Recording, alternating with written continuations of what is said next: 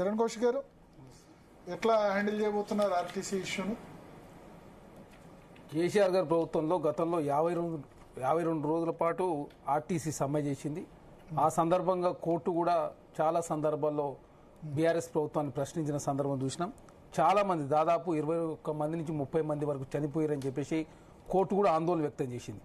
కానీ కేసీఆర్ గారు ఆర్టీసీ కార్మికులతో చర్చ చేయడం కోసం ఆనాడు పెద్ద ఎత్తున తెలంగాణ రాష్ట్ర వ్యాప్తంగా నిరసనలు వ్యక్తం చేశారు.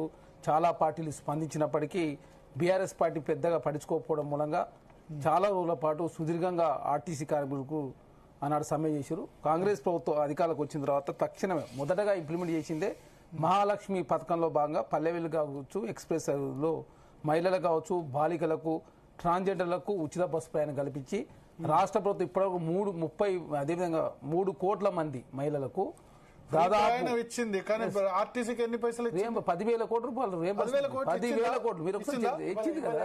ఎందుకు చరణ్ గారు మీరు అన్యాయం? ఇది 10,000 కోట్లు ప్రతి నెల 300 కోట్లు అవి కూడా ఇస్తలేరు. 300 కోట్ల రూపాయలు ఆర్టీసీకి రియంబర్స్మెంట్ రాష్ట్ర ప్రభుత్వం చేస్తారు. 10,000 కోట్ల రూపాయలు ఖర్చు పెట్టిరు. 21% పీఆర్సీ 2017 ఏదైతే ట్రీట్మెంట్ సంబంధించి చాలా స్పష్టంగా 27% పెంచారు. తర్వాత కాంగ్రెస్ ప్రభుత్వం వచ్చిన తర్వాత 1,389 కొత్త బస్సులు కూడా కొనుగోలు చేశారు. ఎలక్ట్రికల్ బస్సులు 490 కూడా కొనుగోలు చేశారు. దాన్ని 2,000 పెంచుకునే ప్రయత్నంలో ప్రభుత్వం ముందు పోతాం. ఇక్కడ పబ్లిక్ ట్రాన్స్పోర్ట్ 70% ఉండాలని ప్రభుత్వం భావిస్తూ ఉంది. ఎందుకంటే ఒకనాడు హైదరాబాద్ మెట్రో భారతదేశంలో 2వ స్థానం, ఈ రోజు 9వ స్థానం దిగదారింది.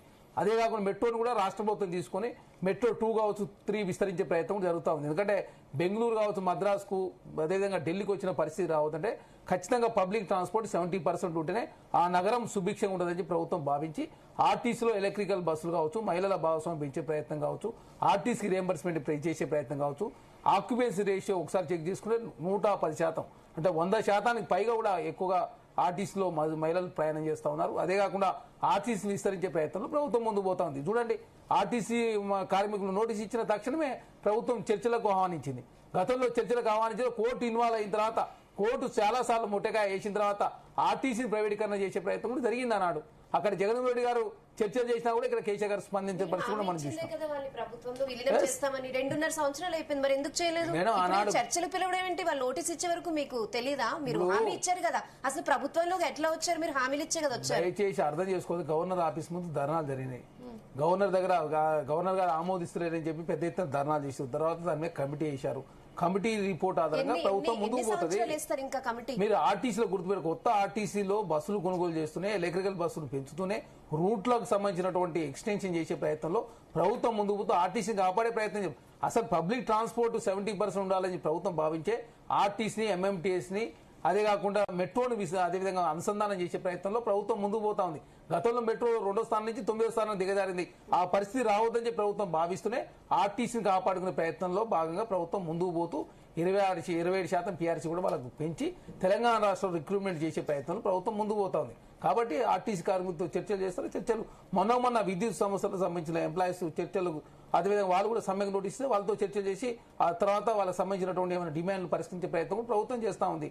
అదే కాకుండా మీరు చూస్తూ ఉన్నారు, ఆర్టీసీయే కాదు, తెలంగాణ రాష్ట్ర ఉద్యోగులకు సంబంధించి వాళ్ళకు యూనియన్లు గతంలో కేసీఆర్ ప్రభుత్వంలో బ్యాన్ చేస్తే 8 యూనియన్లు పునరుద్ధరించారు.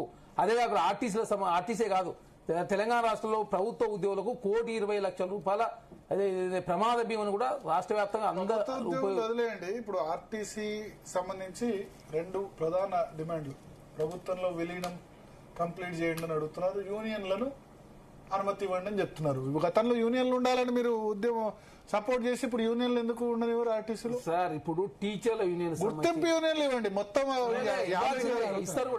ఎలక్షన్ పెట్టి గుర్తింపు యూనియన్ ఒకటి పెట్టండి.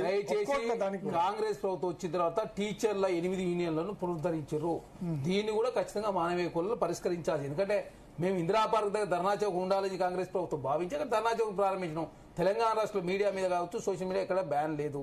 మేము వచ్చిన తర్వాత కాంగ్రెస్ ప్రభుత్వం వచ్చిన తర్వాత ఒక్క మీడియా సంస్థ మీద కూడా అదే బ్యాన్ విధించిన పరిస్థితి లేదు. కేసీఆర్ ప్రభుత్వం V6, TV9, అదే కాకుండా తొలివేలు కావచ్చు చాలా మంది అరెస్ట్ చేసిన జర్నలిస్టులను కూడా కాంగ్రెస్ ప్రభుత్వం శృతిమించని విధంగా ఎవరైనా, మేము అదే చెప్తా ఉన్నాం మేడం. యూనియన్ల సంబంధించి కావచ్చు, ప్రభుత్వం అధికారుల కమిటీ, తర్వాత మంత్రుల కమిటీ కూడా కాన్స్టిట్యూట్ చేస్తారు. దానిలో ఆధారంగా ఖచ్చితంగా వాళ్ళ సంబంధించిన సమస్య పరిష్కరించే ప్రయత్నంలో ప్రభుత్వం ముందుకు పోతుంది.